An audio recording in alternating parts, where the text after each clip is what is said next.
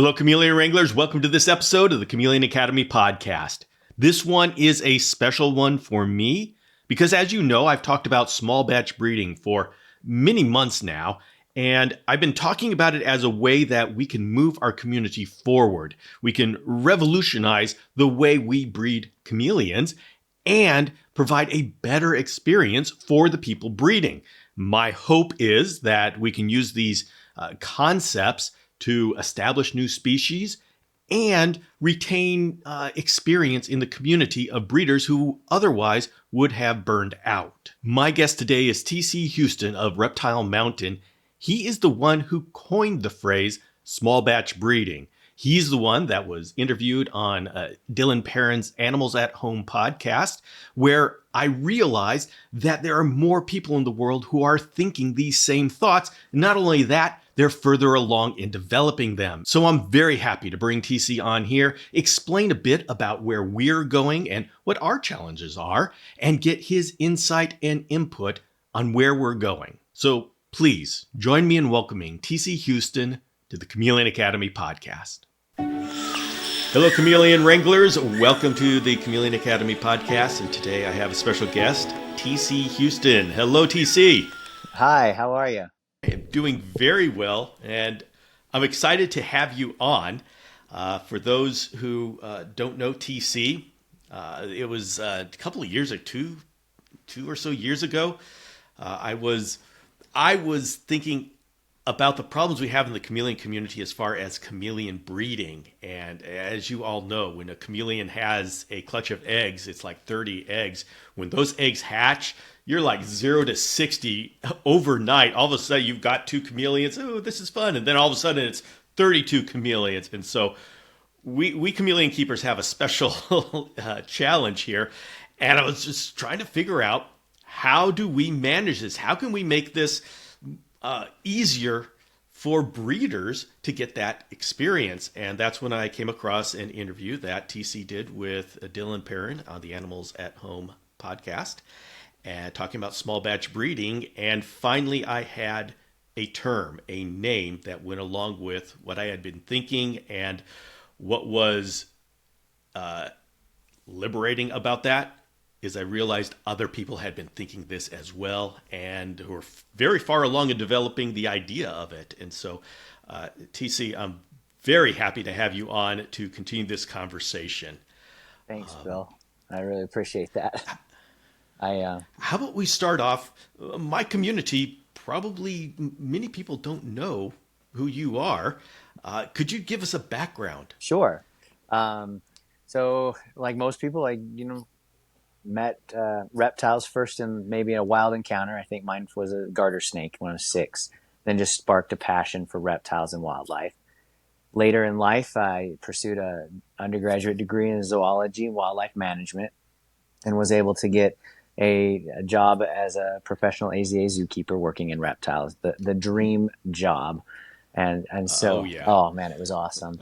And I really, really enjoyed that time in my life. And I have a chameleon story about that, and I can relate to the overnight explosion, but I'll tell you that in a little bit. And during my time with reptiles, I really initially focused on venomous snakes, and was writing some papers, doing some research on those animals. Thankful and blessed to have published in that area. And then what's cool is you see your name in like another, when you're cited, that like just is super cool. Then later in life, I just took a different turn and decided to do non-reptiles as a profession. However, the love for reptiles, once it gets in your skin, it's there forever. Mm-hmm. And so I always kept a small collection. And then at one point, I decided I wanted to breed, and I went the path of everyone that usually breeds, and started breeding kind of the Rackham Stackums, and I got into blue tongue skinks, which is a really great little lizard, and I decided that was what I was going to specialize in the Australian form, and started doing YouTube videos with that. Founded a little business called Reptile Mountain, and then as I was doing that, kind of started to have a conflict between how I was breeding and how I had learned it as a zookeeper to keep. And I had these two worlds kind of combined, battling in my mind. And so I needed to find a way that was going to bring me peace, one for the animals, Hmm. and as well as to still do what I wanted to do, which was to breed. Uh, and Okay. so I've been doing that now for uh, several years. It's been 30 something years working with reptiles in multiple continents, and traveled around, finding them in the wild, researching them, and then keeping and breeding as well. Okay.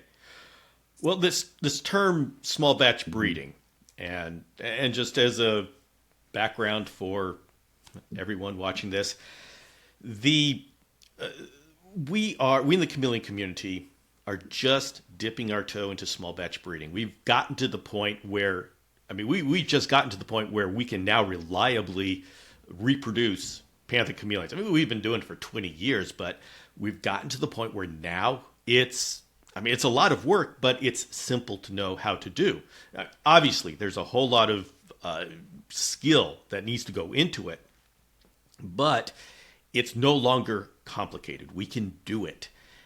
And this has produced a rise of, I won't call them mass breeders because it's really hard to mass breed chameleons without totally everything exploding. Because, like I say, it's really easy to overload. And one of the reasons why I kept thinking about this is because we have kind of had a ghoul pool. I work with a Facebook group in the admin team, and we would have this ghoul pool that whenever we would see somebody brag about how they have 300 eggs in the incubator, how long before that person disappeared, and it was like clockwork. And TC, I'll let you know exactly what happens. Somebody has a panther chameleon, they breed them, they say, wow, this is incredible. They get 20 to 30 babies, and they hold back 10 females. And they just get another male because they're sitting there with their calculator. Let's see, 10 females, 30 eggs each. That's 300 eggs times, how much can I sell them for? 400. Oh my gosh, does everybody know this? Am I the first one who has figured this out? And we just watch them each step on social media. I've bred these. I have 300 eggs in my incubator. And we know, okay, so when were they laid? So we can tell the exact month where that person is going to disappear off the radar because they all hatch. Yep. And when they all hatch, they learn that the hardest thing about breeding chameleons is being successful. It's what do you do with the babies? And they do not like being with each other. And if you keep them together, well, now you've got to be really good at separating them out when they start bullying each other, or else they start mangling each other. And then you're left with a whole lot of chameleons that don't like to be around each other, that are kind of mangled, and so you can't sell them. So Mm-hmm. that's a no-win situation. That's a Kobayashi Maru right there. So No I, kidding. so that's what we're dealing with, and that's why I say, okay, there's got to be a better way.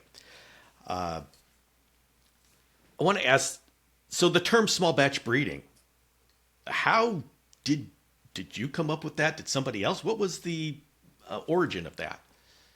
I I I like whiskey and bourbon, and there's a Okay. small batch Uh-huh. in making that, and the concept of someone not trying to reach everyone with every batch of whiskey, but to do the artisanal, the refining, the spending time on something that's very precious. And Okay. when I was thinking about that, and then I was looking at my lizards, and I started watching some of my customers when they got their animal.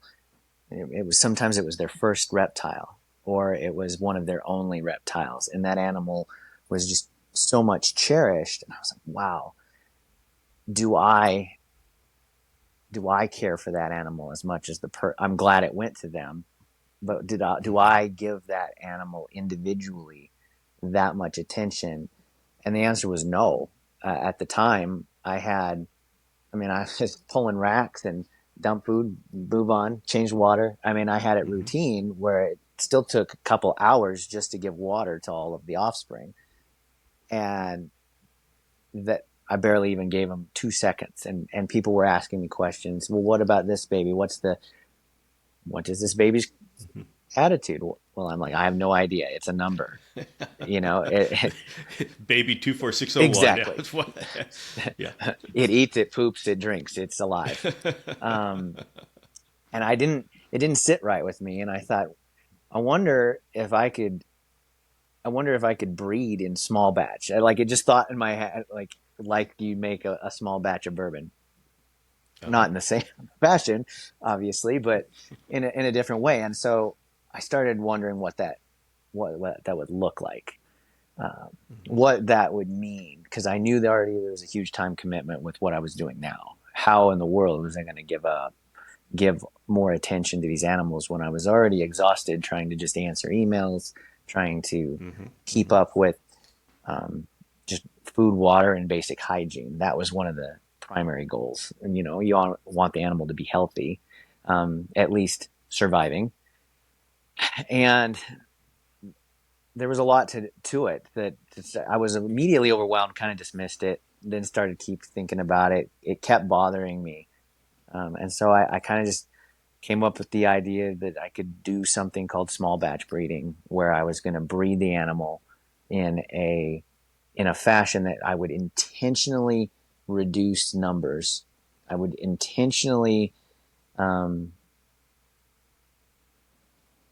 in an essence, and terrifyingly, almost limit profit in order to enhance the quality of the animal.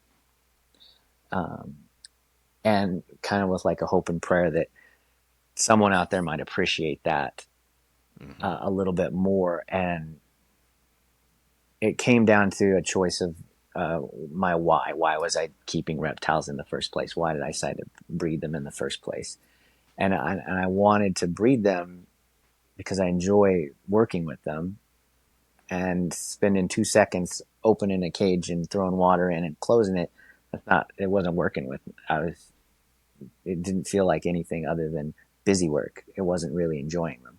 Okay. So Okay. So how about we define? We kind of have an idea of what small batch breeding is in a dictionary type yeah. definition. In your experience, can you give us a basic idea of the where you are now? We heard where you were, Mm-hmm. pulling out the shelves and Yeah. yeah, eat poop, good and go. So now that you've gone over to what you're calling small batch breeding, what does it look like? Everything from starting with just lineage. And I mean, I can tell you some of my animals have 16 different generations back, where I can tell you their great 16 generations back, name of the sire and the dam from other breeders, all the way tracing that back.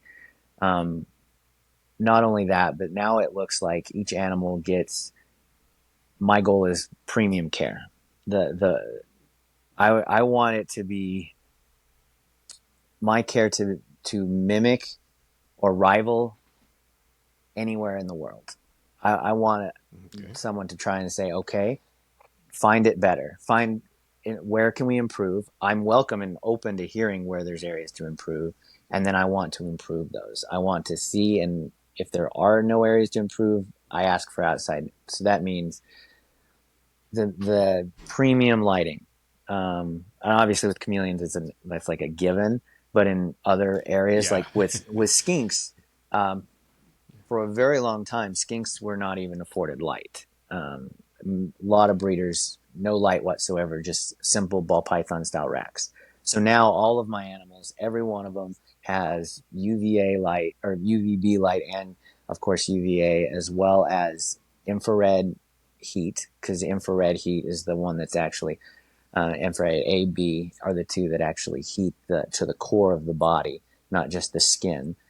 So a lot of the times previously it was belly heat. You know, they used the ground like heat tape, and that's an infrared C, which doesn't actually deeply penetrate the cells and deeply penetrate the animal's body. But so now I give overhead radiant heat, which is mimicking sunlight. I try to do a 5,000, I think it's 5,600K.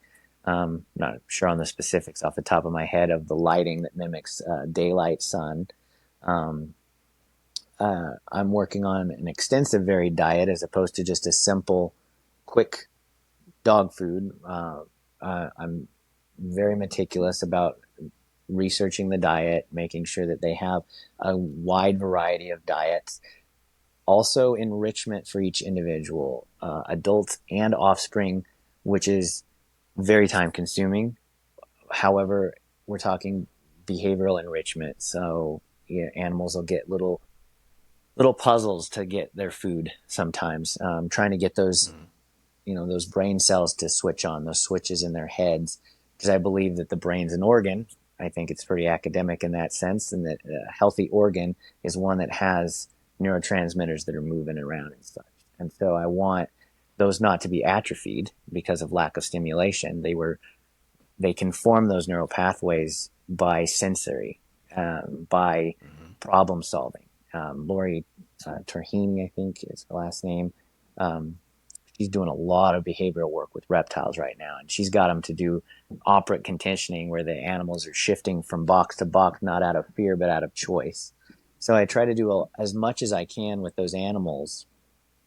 And it's far more enjoyable now because I feel much more like I was when I was a zookeeper, where my primary goal was the animal's health. And then in that, I'm still breeding the animals.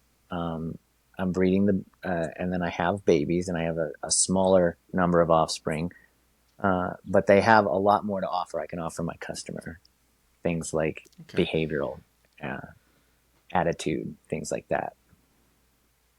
Okay. Well, I'm going to ask a number of questions that are the kind of questions that somebody like us in the chameleon community, we are just starting to explore this. And there's a number of questions that there aren't easy answers to, and so it's more of a discussion than a Q&A session. But providing all of this enrichment increases the cost, the time, and decreases the number of lizards that you can produce. And at this point, at least as far as I know, there's no way to measure the benefit that brings. And so as a customer is concerned, you can't measure it in, okay, how big is it? How colorful is it? It's just this idea, okay, it's got developed neurons in its brain. Am I willing to pay $100 more because this guy says he's got developed neuron chameleons? How did it play out with you as far as that situation? There was a lot of math, like that original one you mentioned with the 300 eggs, and you were calculating, okay, so take one away. All right, so now what? So there was a lot of thinking involved for me, a lot of process of elimination as far as what I could afford to do, because it is costly to. I mean, I kind of had to figure out what it was going to cost just to break even with sustaining my adults. That was, to be very honest, I really, really just wanted at first to break even and not go into the negative, because I was so committed to the why. And my why was I wanted to have the animals with the best of everything. There was no question. Someone couldn't come in and say, he's not trying in this area, or your animals are lacking in this opportunity. I wanted my animals to have every opportunity they would have if they were in a zoo, in other captive management, or even in the wild without the negative aspects of, parasites. So for me, the scariest part was just making sure I could break even, as far as cost, because that really was because I have a family and I have to put food on the table for my kids too. And I didn't want this thing and my passion to take my kid college out of there, because well, sorry, son, you can't go to college. Kids, lizards got neurons though. That. So, I didn't feel like that was good. And so it was a trial and error process of elimination. I started communicating it through my website, started kind of talking about it more, a little bit on social media, on my YouTube, airing it, kind of just throwing it out there to the customer, say, what's your interest in this? Um, and I did get quite a bit of positive feedback. Uh, there was Okay. poo pooing from some, but I get a shockingly high number of positive feedback, and Okay. my customer base changed, to an Okay. extent, and that was All right. something that That I that had to sounds like a slowly be comfortable. significant. Yeah, it sounds like that's a significant part of this Hmm. is the customer base. It did have to change because you still have to have a place to send your animals, Yeah. and then you Yeah. want it to be a good place, and it's I wasn't running an a charity. I had to make some Yeah. Yeah. cost return. I had to have some returns on this investment, and it did shift. It was really interesting. My customer base did shift. It was not the average person that may walk through a show anymore and say, "Oh, that's a cool animal. Tell me about it," and then take it home. These It shifted from like someone just learning about it to folks that were also intent on having really high quality care. It shifted to Okay. zoos and veterinarians and professionals that were also interested in this. But I have to realize that the number of those folks is smaller. And so I also had to Okay. pray a little bit that there'd be enough people. Well, my vision, approach, hope for this is that we can, we, not me, everybody, we can effect a change in the community where there's a increased appreciation in the customer base Mm-hmm. for quality chameleons. I know in a number of these minimalistic, naturalistic clashes in our community, it seems like it's dogpiling on the breeders and saying, you're horrible, you need to change. What I would like to do is see if we can get the consumers to say, we want this change Mm-hmm. and we value it so much that we're willing to pay for it. And in that way, it's not breeders, you're horrible. You need to take on all of this expense and all of this risk to match our highfalutin ideas. It's I mean, the breeders started breeding because they love chameleons. I I think any one of those breeders who has rows and rows of minimalistic cages, if they were told, you know what, I've got a customer base that is willing to pay you extra for a chameleon that has an enriched childhood, I'm betting that they would jump at the chance to be able to cut down on their work and really have some quality babies. Mm-hmm. But that is where it falls on the shoulder of people like me and anybody else who calls themselves an educator is to present the value of this enriched chameleon enough that the customer says Mm-hmm. that's what I want and I'm willing to pay for it. And if we can create that, I know that's a huge job to get people to value something like that when there's a cheaper chameleon two tables down because of somebody who just bin raised them. Yep. But if we can do that, then the breeders will respond because I think they jump at the chance to be able to change the business model if the consumers were there driving it. I wholeheartedly agree with that. I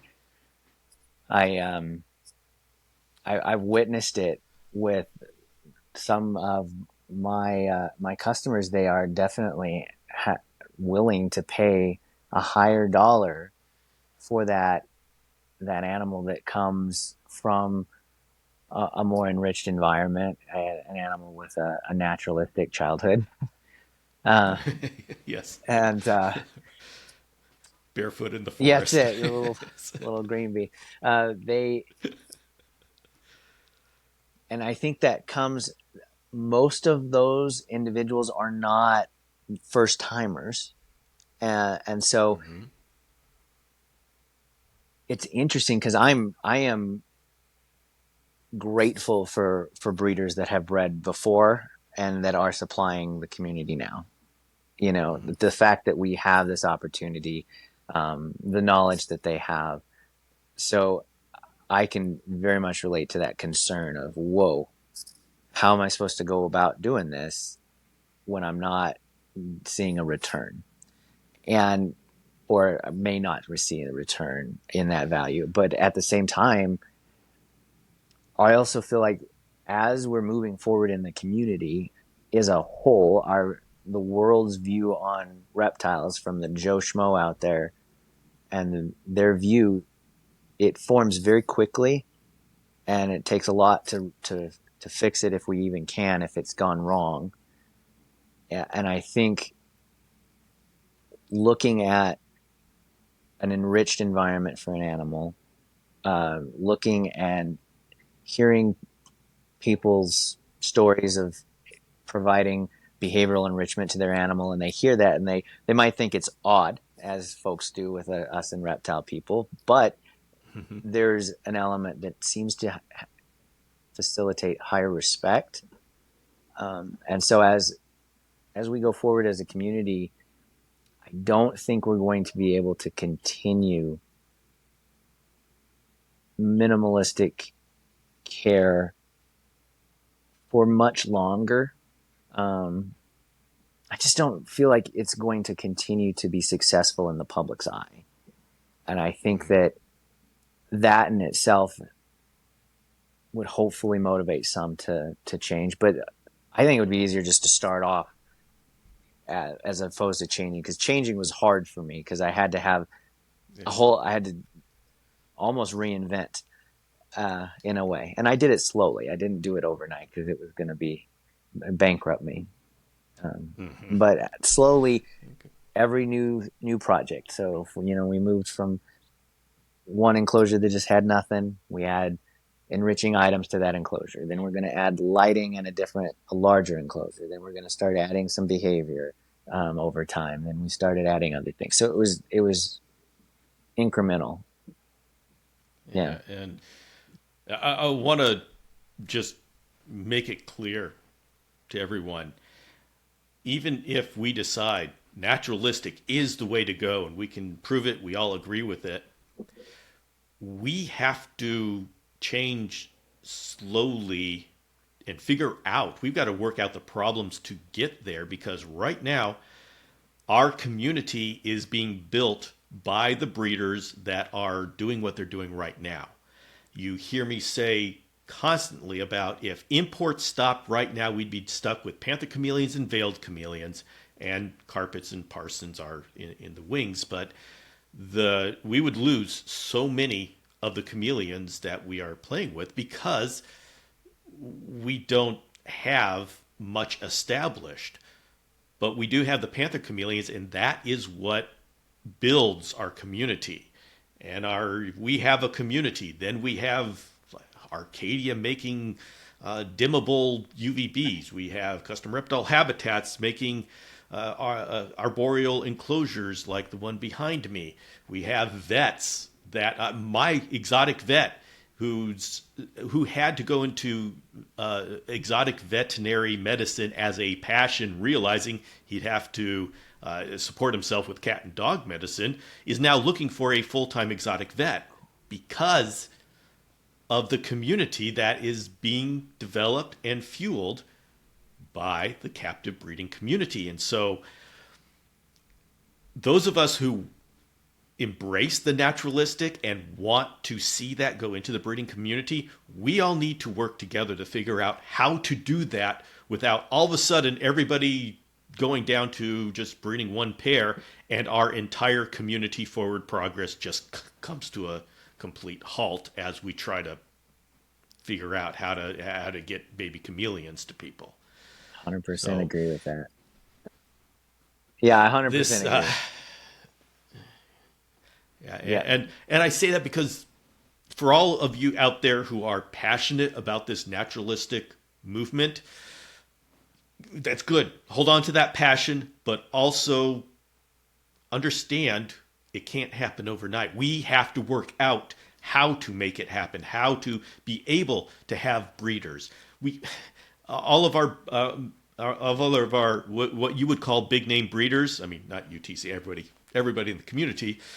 We need them. And right now we have this situation where the breeding is concentrated on the shoulders of a few people who are crazy enough to dedicate their lives to doing it because that's what it takes to really make it happen. And so we have these few, relatively few breeders that are shouldering the entire community growth. Mhm. And small batch breeding is an incredible idea, and if that spread the community growth over a wider number of breeders, I think that would be an incredible advancement. But there are so many challenges that come along with that. It's going to take time for us to work it out. And so, to everybody who loves the naturalistic ideas, hold on to that passion, but let's one step at a time. Let's work out how we can actually execute this in reality. Yeah. And on that note, I'd like to know. Let's go into detail. How did you go from the racks to the naturalistic, knowing the amount of expense that it goes into? You started talking into it, so let's go ahead. You Yeah. started talking about it. Yeah. Let's go ahead and from right now. Oh, okay. A little bit more backstory here. There's two people listening. There's the breeders who already have their established infrastructure. Sure. Let's all Hmm. understand it's going to be so hard for them to just totally change everything. So let's acknowledge that. All of us who Yeah. really feel strongly about naturalistic, it is a huge and possibly business ending expense to suddenly switch everything over. We need to give them time. And they may not want to. And we have to acknowledge that. Hmm. So if they don't want to, there's a whole new generation of breeders who are listening right now. Let's I want you all, the new generation of breeders, to consider going to this naturalistic husbandry and being part of the generation that ushers it into the mainstream. We're going to go there eventually. We have to.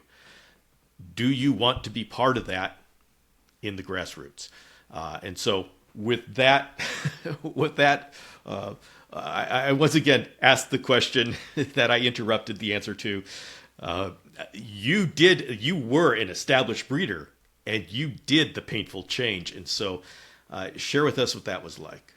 Uh, it was terrifying. But as I did it, so I really, I kind of started with a defined idea of what my ideal would look like, where I wanted to be at the end state, a goal of what would be perfect.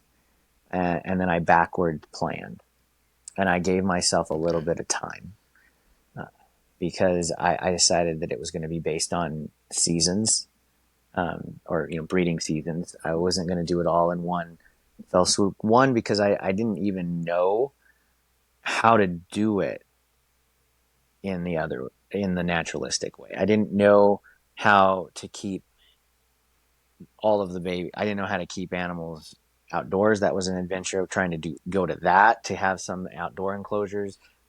So I had to first give myself a season to learn for the adults, and I moved a couple adults, and I converted a few of my breeder animals to larger enclosures. And I said, okay, I'm going to first do this phase, and then the next phase was going to be, and I did set them up in.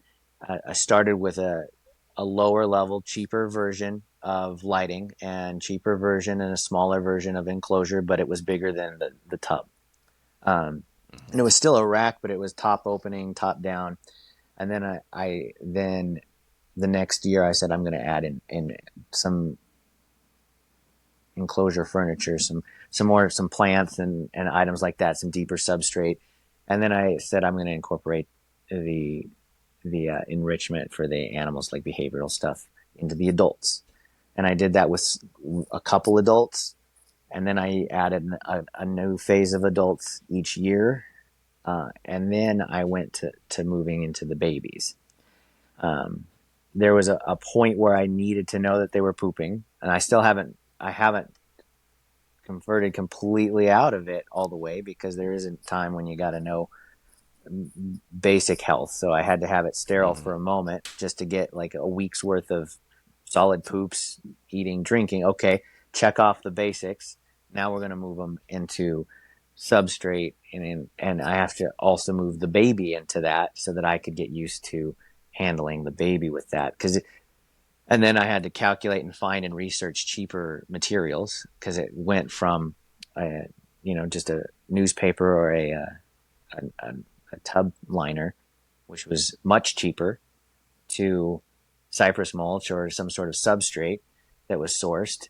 And then as things started becoming green and like places weren't selling the substrate anymore and that price went up, I had to find an additional substrate. So there was this constant evolution of trying to hold the standard of, hey, I want the best.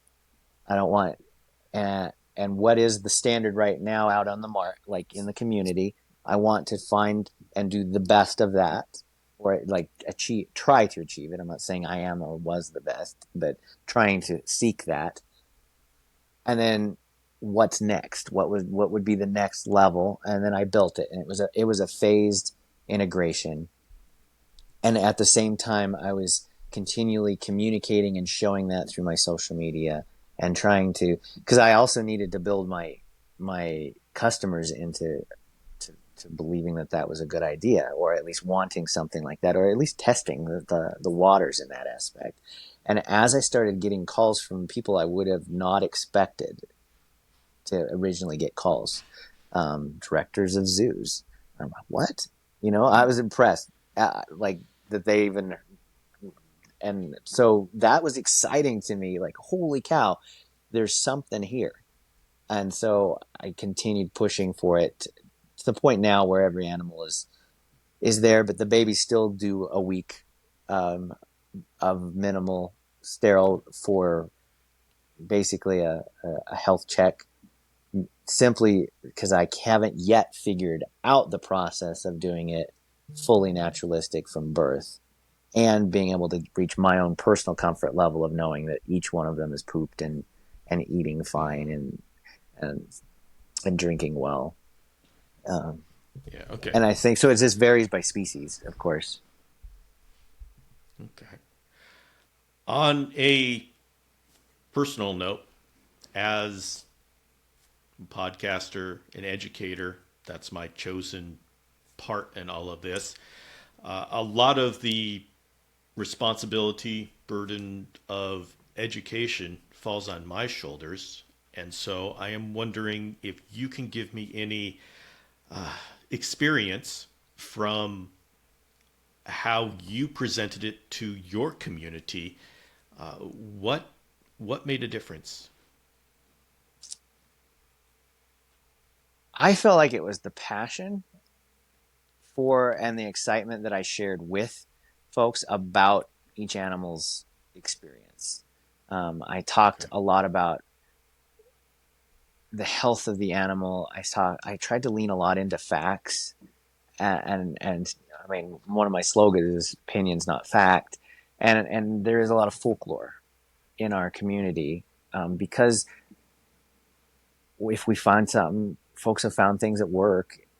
Hey, pragmatism is an okay thing. It's not it's an undeniable truth. But I wanted to try and bring more fact, so I would talk about the facts about nutrition. I would talk about the facts about the animals' brains. I would talk about the enrichment. I would try to use um, some logic in talking about the the brain turning on and off. I would sometimes address some of the dogma concerns with folks saying, "Oh, they don't have they don't have feelings." Well, they may not express emotion like a human being. However, they do have an organ called a brain, and it does more than just open Mhm. their eyes and cause motor function. And Try to do a lot of discussions in my videos, not just about care, but as I was talking about just simple basic care, I would show it in a way that was, I guess, the way I was doing it, as opposed to maybe how other folks saw it at the time with others posting. So um, I'm not 100% sure because I'm not a very good educator. Um, Yeah. it's a good question. Do you have any idea in all of what you did, what was it that, and there may not be an answer to this, we don't know. Once we put things out, we don't know how people take it. Do you have a feel for what resonated with your audience enough to have them go from, wow, that's really cool, TC, to I'm willing to pay extra for this?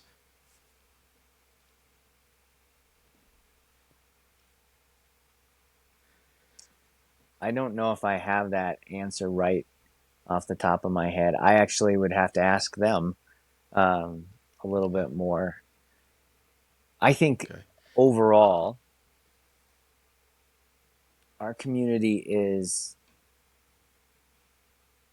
hungry. I think most everybody is interested in doing the best and giving their animal the best. I think it's how they've been presented what that means. I Okay. think Yes, I would agree. I think that um, some folks resonate really soundly with, hey, it works, and that means it's the best. And some folks want something more. I think it's also how they're introduced to the community. I think that does plays a huge role in how they're introduced to the community. It's different for each person. Um, some people see the community the first time on YouTube. Some people see it for the first time at a show, and they don't know Mm. what is right, what is wrong, what is up, what is down. And I think as for me, it almost was a timing thing where blue tongue skinks hit a popularity really high right about the time I had started converting and presenting on YouTube. Uh, and I think that I started to get seen on YouTube, or my animals were seen. And I think at the same time that actually people started saying that. And I'd heard, I don't believe that I'm the gold standard whatsoever, but I've heard people like that's what they saw and that's what they expected versus something they might have been introduced to in a different fashion. So I do think it's partially how they're introduced to the community, what they see first, and what is Okay. an expectation. And then Okay. basically after that, it's kind of just educating them on what could be. And eventually there's people that are animal people because they truly love the animal, and then there's people that are animal people because they love the way the animal makes them feel, and it's more about them than it is the animal. And I'm not trying to diss on anybody, but I think that there is a significant difference, and and that definitely Interesting. correlates to how they go about their care. Um, and then there's both sides, naturalistic and minimalistic, that love their animals for their animal. uh, I just think that that has a play in it. I don't know. Very interesting concept. I will have to think about that. But Yeah. yeah, that rings true. Interesting implications. So, how long ago did you make this switch? Or do you feel like you've made the switch? I'm definitely a small batch breeder because Okay. I'm not making the profits I used to. Okay. So, um, Which segues into the question: was it worth it? absolutely, I wouldn't go back. And I'm not saying that because oh blah blah blah, I've got some fancy enclosure. Uh, I wouldn't go back because I it goes back to my why. I genuinely enjoy seeing the animal have the best. That is awesome to see. And I don't necessarily say that mine is the best, but it's my best for the animals. What I'm trying to say, I genuinely enjoy seeing them get my best, and I know it wasn't my best when I was doing it the other way, and so it's 100% worth it. My hope is, and I just because you had mentioned earlier about how like the kind of the larger commercial breeders kind of bear the burden of supply right now. Um, and I had mentioned to a friend out in the UK who was just super pissed about how ball pythons were being bred here, just really angry about it and wanted everything in a forfeit viv. And I had to explain to him that if it happened overnight in the same just the physical space, if we just did physical space calculations, the entire population that's supplied would drop by 80%.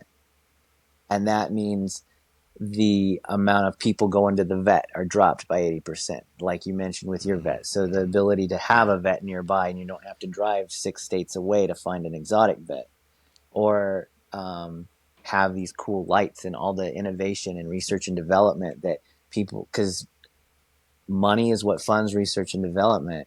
And if they don't have a customer base because there's not enough people that have the animal. So I tried to explain I would love for everyone to have the 20%. Problem is, we still need X amount of animals. Yeah. So somebody else has to fill in that other. So we need four more people. Is that good math? Four more people to do 20%, or five more. There we go. Math's hard. Five more people to do the whole 100%, or five, four plus one. We're reptile Yeah, I don't keepers, do not math. yeah, come Yeah. on. The best benefit of small batch breeders is there's less numbers to think about. Yeah. But yeah, so I to share that burden, and you had mentioned it as well, and that kind of correlated in my mind with how the zoos worked, where there was like an exchange of not only bloodlines with species survival plans and stud book collections and making sure there's not one gene overrepresented in one family. Like my mind, perfect world, everyone's a small batch, not everyone, the people who want to be breeders are small batch breeders, and there are more small batch breeders that collectively carry the whole population of supply. But there's a flow of genetics, there's a flow and an exchange of different traits and a lot more collaboration. Uh, and overall, the animal welfare would go up. That's like that would be the perfect world in my mind. Um, So, yeah. Okay. All right. So this last question may be a difficult one because you're talking to me, the educator. You're talking to the person who wants to become a Right. breeder. You are talking to established breeders, and you're talking to the customer base. As someone who has gone through this, speaking to people who are just starting to put down the first steps, what advice would you have for us? Take your time. I would say take your time.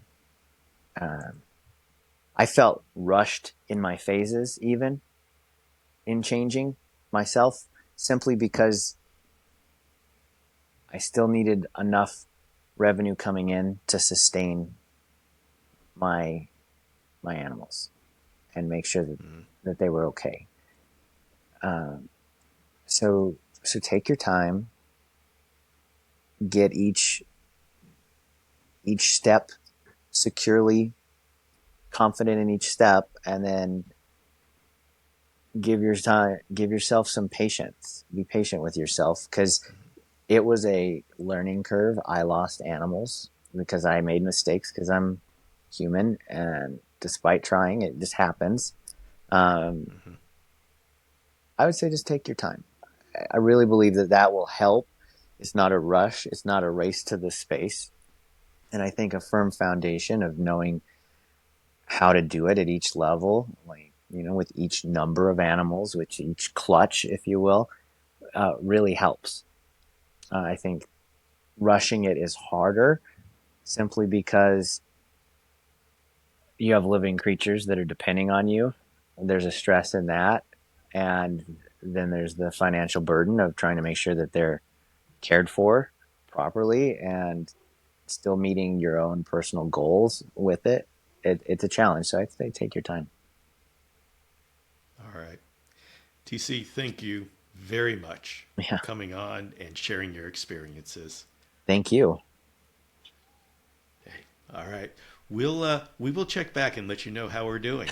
I'm curious. I love chameleons. I want to see it thrive. All right. We'll keep you updated. Thanks, Bill. See ya. Bye.